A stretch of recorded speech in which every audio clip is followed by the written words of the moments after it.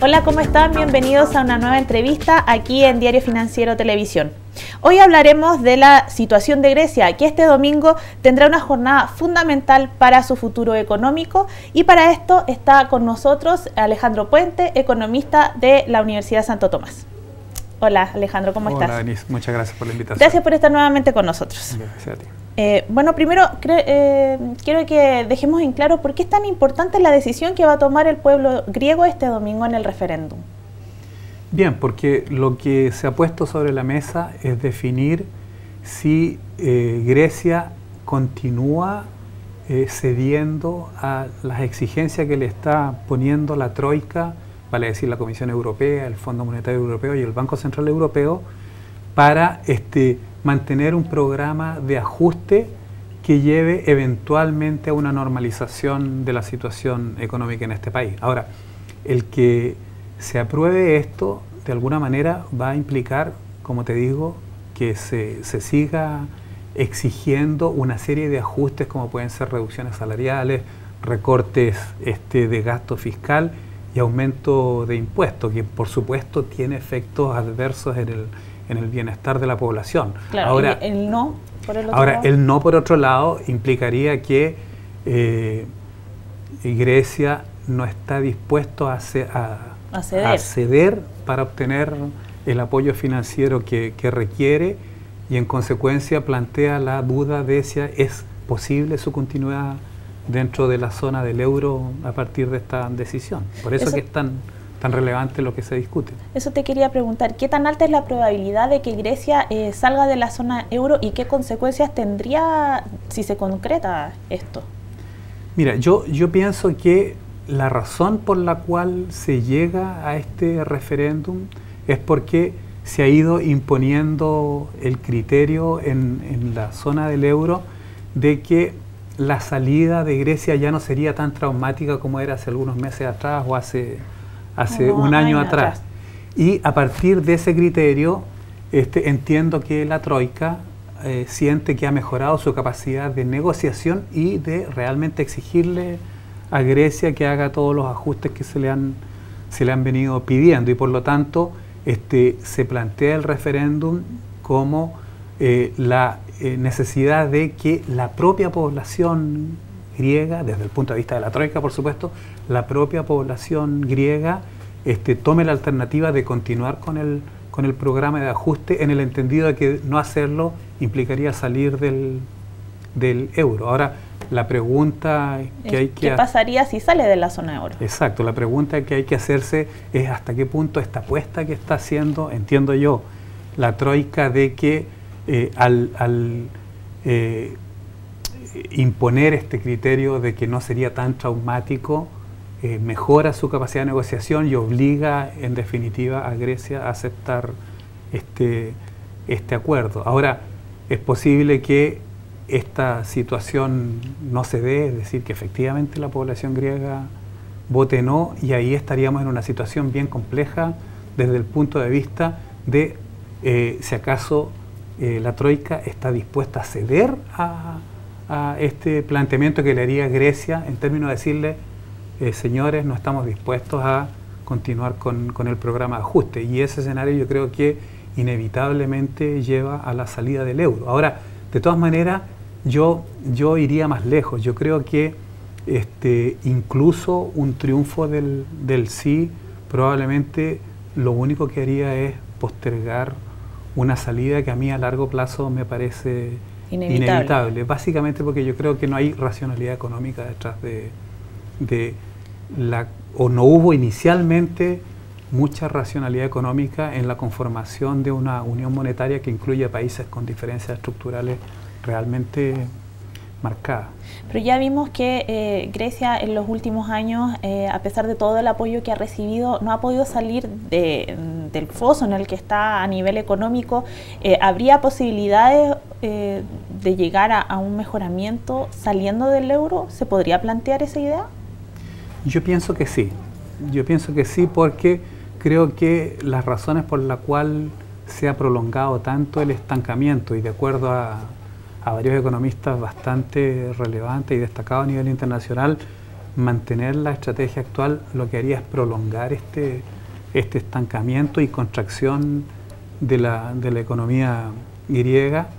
De alguna manera pone en cuestión hasta qué punto los supuestos que se establecieron cuando se inicia el proceso de que iba a empezar a recuperarse en un tiempo relativamente breve esta economía eran errados. De hecho, cuando se le hace el primer rescate financiero, lo que se planteó es que aproximadamente en unos 2-3 años se iba a iniciar un proceso de recuperación. Y esto, llevamos 5 años, la economía se ha contraído en un 25% y, como te decía, las perspectivas son de que siga el estancamiento, es decir, estos programas de ajuste efectivamente difícilmente pueden llevar en un plazo relativamente corto o mediano a una recuperación. Entonces la pregunta es, pero por otro lado la alternativa es efectivamente hace viable una salida mejor para la economía griega. Yo pienso que sí, y tal vez es bueno recordar lo que pasó en Argentina hace algo más de una década, cuando ocurrió el conocido corralito, que prácticamente la discusión era la misma, es decir, si acaso era mejor persistir en la caja de conversión e incluso dar un paso más allá y dolarizar la economía en lugar de abandonar este esquema e irse a un esquema más bien de flotación. Al final se optó por esto último y la economía argentina en cierta medida se volvió más viable, es decir, recuperó la competitividad que había perdido precisamente por su amarre al dólar.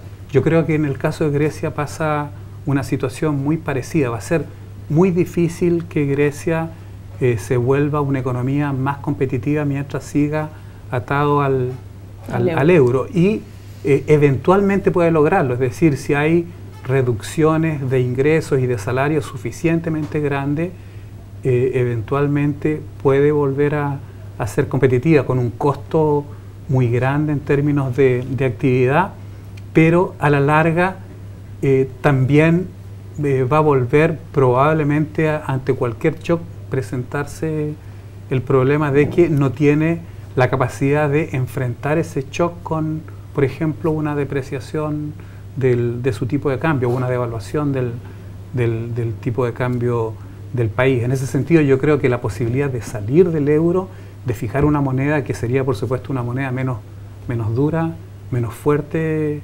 que se instauraría, le daría mayor competitividad, probablemente atraería más turistas, que es una de las industrias más importantes en el caso griego, y eventualmente podría comenzar o retomar la senda del crecimiento. Y bueno, pase lo que pase con Grecia, igual va a generar turbulencias a nivel mundial mientras la situación no se aclare y no mejore. Entonces, ¿cuáles son los principales riesgos que podríamos ver a nivel general, a nivel global? Sí, yo antes de contestarte eso, me gustaría sí decir una cosa que me parece bien importante.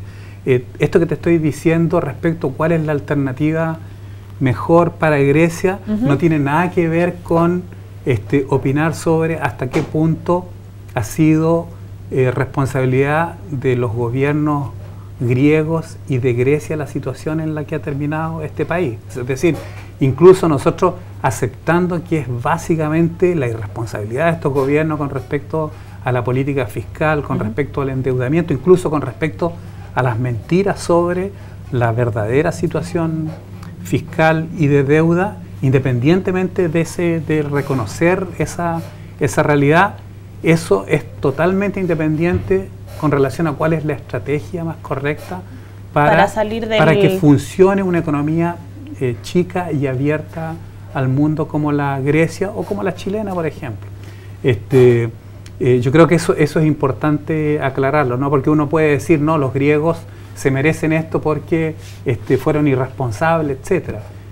Ahora no es eso lo que está en discusión, ahora es cuál es la mejor forma de enfrentar el futuro, cuál es la mejor organización económica que se debe dar a este país para hacer frente al futuro. Y esta es una discusión que no tiene nada que ver con la otra de responsabilidad fiscal, etcétera.